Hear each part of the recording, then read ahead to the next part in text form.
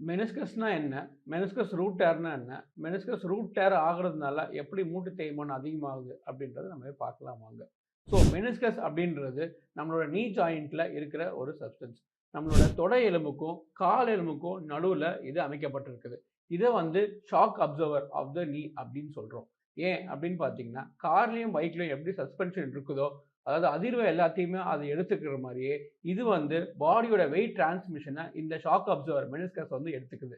So, இப்ப மெனிஸ்கஸ்ல நெறைய part இருக்கு. ஒண்ணு அது ஆன்டீரியர், போஸ்டீரியர், பாடி, ராம்ப், ரூட் அப்படின்னு நெறைய பிரிக்கிறோம். ஸோ, இப்ப ஒரு சின்ன ஒரு ஒரு ஒரு ஒரு ஆக்சிடென்ட்லயோ, இல்லாட்டி ஒரு அடிபடும்போதோ, ரூட் டேர் நடக்கும்போது என்ன ஆகும் அப்படின்னு பார்த்தீங்கன்னா, நம்மளுடைய பாடி வெயிட் டிரான்ஸ்மிஷன்ல ஒரு தடங்கல் ஏற்படுது.